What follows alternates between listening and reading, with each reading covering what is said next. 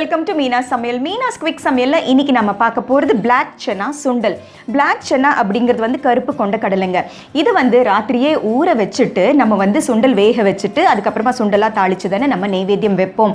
ஆனால் இது வந்து கண்டினியூஸாக இதே மாதிரி வேறு சுண்டலோடு நம்ம செஞ்சு பார்க்கும்போது பிள்ளைங்களும் சரி வீட்டில் பெரியவங்களும் சரி போர் எப்பவுமே சுண்டலா இதே தாளிப்பு இதேவா அப்படின்னு சொல்லுவாங்க இல்லையா. ஸோ அந்த கான்செப்ட் மைண்டில் வச்சுக்கிட்டு நான் என்ன பண்ணேன், காம்ப்ரமைஸ் எதுவும் பண்ணாமல் சுண்டலை வேக வச்சுட்டு அதுக்கப்புறமா உப்பு போட்டு கலந்துட்டு, இல்லை சுண்டல் வேக வைக்கும் போதோ உப்பே சேர்த்து கலந்துட்டு நம்ம வேக வச்சு எடுத்ததுக்கு அப்புறமா கொஞ்சம் எடிபிள் ஸ்டேட்டில் இருக்கிற மாதிரி நெய்வேத்தியத்தை வச்சு எடுத்துட்டேன். அதுக்கப்புறமா திரும்ப கிச்சனுக்கு எடுத்துகிட்டு போய் தாளித்து செஞ்சு பார்த்தேனுங்க. ரொம்ப ரொம்ப பிரமாதமாக இருந்தது. வீட்டில் எல்லாருமே விரும்பி சாப்பிட்டாங்க. இந்த மாதிரி செஞ்சதுனால என்ன ஆகும்னா, நெய்வேத்தியத்துக்கு காம்ப்ரமைஸே இல்லை. ஏன்னா நெய்வேத்தியம் அப்படிங்கும்போது பூண்டு வெங்காயம் இதெல்லாம் போடக்கூடாது. அதெல்லாம் இல்லாமல் தானே நம்ம சாமிக்கு படைப்போம். ஸோ அதுவும் தாண்டி அதுவும் சாட்டிஸ்ஃபேக்ஷன் ஆயிடுச்சு. அதுக்கப்புறமா என்னோட சுண்டல் கான்செப்டும் சாட்டிஸ்ஃபேக்ஷன் ஆயிடுச்சு. வீட்டில் ரொம்ப ரொம்ப பிடிச்சு சாப்பிட்டாங்க. ஸோ வாங்க பிளாக் சென்னா சுண்டல் எப்படி செய்கிறது அப்படிங்கிறத பார்ப்போம். ஸோ இந்த பிளாக் சென்னா சுண்டல் செய்ய தேவையான பொருட்கள்: பிளாக் சென்னா ஓவர் நைட் ஊற வச்சு வேக வச்சு வச்சுருக்கேன், அது 1 கப்பு. அதுக்கப்புறமா தாளிக்கிறதுலேருந்து ஆரம்பிக்கலாம். ஒரு 1/2 டீஸ்பூன் கடுகு, ஒரு 1/4 டீஸ்பூன் பெருங்காயம், 1 கிரீன் சில்லி ஸ்லிட் பண்ணி வச்சுருக்கேன், தேவையான அளவு கருவேப்பிலை, அதுக்கப்புறமா பொடியாக நறுக்கிய பூண்டு 1 டேபிள் ஸ்பூன் அளவு, ஒரு சின்ன வெங்காயம் இல்லைன்னா ஒரு 1/2 கப் ஆஃப் சாப்ட் அனியன்ஸ் எடுத்துக்கோங்க. அதே மாதிரி ஒரு 1/2 கப் ஆஃப் சாப்ட் டொமேட்டோஸ், ஒரு டேபிள் ஸ்பூன் அளவுக்கு புளி கரைசல், ஒரு டீஸ்பூன் அளவுக்கு வெல்லம், தட் இஸ் ஆப்ஷனல்.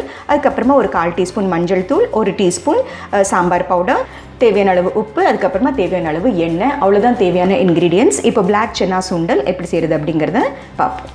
முதல்ல ஒரு பேனை ஹீட் பண்ணிக்கலாம். தேவையான அளவு ஆயில் விட்டுக்கலாம். ஆயில் சூடானதுக்கு அப்புறமா கடுகு வெடிச்சாச்சு. அடுத்தது பெருங்காயம், க்ரீன் சில்லி ஸ்லிட் பண்ணி வச்சுருக்கேன். க்ரீன் சில்லி பதிலாக நீங்கள் ரெட் சில்லி கூட யூஸ் பண்ணிக்கலாம். அடுத்தது கருவேப்பிலையை கிள்ளி போட்டுக்கலாம்.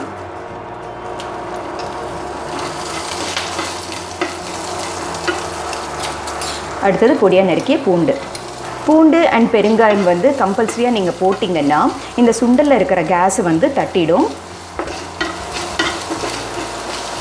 எந்த அளவுக்கு ஃபைனாக சாப் பண்ணி போட்டிருக்கேன் பாருங்கள். இதுக்கு பதிலாக ஜிஞ்சர் கார்லிக் பேஸ்ட்டாக கூட நீங்கள் சேர்த்துக்கலாம்.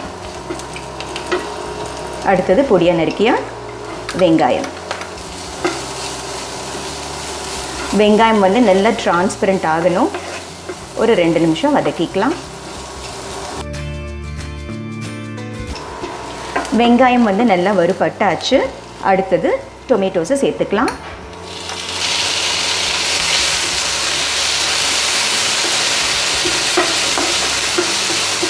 டொமேட்டோஸ் கூட நல்லா சாஃப்ட் ஆகட்டும். ஒரு 2 மினிட்ஸ் வதக்கிக்கலாம். டொமேட்டோஸ் இப்போ நல்லா சாஃப்ட் ஆகிடுச்சு. அடுத்தது புளி கரைசல். என்னுடைய புளி கரைசல் நல்லா திக்காக இருக்குது. அடுத்தது வெல்லம் இஸ் ஆப்ஷனல், பட் ஆனால் சேர்த்துக்கிட்டால் ரொம்ப ருசியாக இருக்கும். டேஸ்ட் நல்லா பேலன்ஸ் கொடுக்கும்.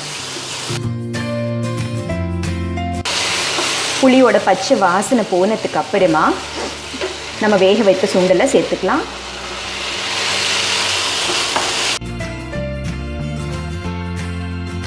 நான் இந்த பிளாக் சென்னா சேர்த்துருக்கேன் இல்லையா, பிளாக் சென்னாக்கு பதிலாக ஆல்டர்னேட் என்ன அப்படின்னு பார்த்தீங்கன்னா ஒயிட் சென்னா சேர்த்துக்கலாம்.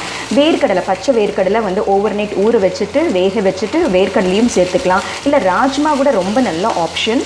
இன்ஃபேக்ட் அப்படி பார்த்தீங்கன்னா எந்த சுண்டலுமே நல்லாவே பொருத்தமாக இருக்கும். அடுத்தது மஞ்சள் தூள், சாம்பார் பவுடர். சாம்பார் பவுடருக்கு பதிலாக நார்மல் ரெட் சில்லி பவுடர் கூட சேர்த்துக்கலாம்.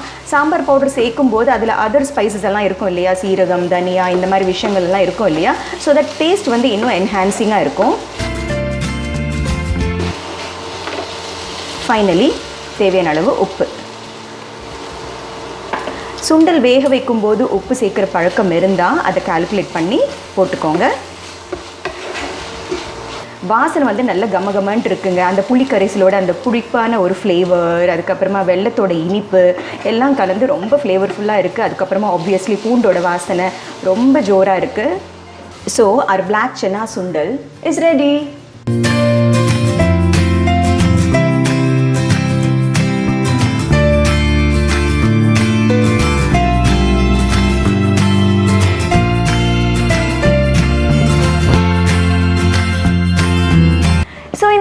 சன்னா சுண்டல் எப்படி செய்கிறது அப்படிங்கிறத பார்த்தீங்க இல்லையா? கண்டிப்பாக இந்த கான்செப்ட் நீங்களும் ட்ரை பண்ணி பாருங்கள். எந்த விதத்தை காம்ப்ரமைஸும் இல்லைங்க.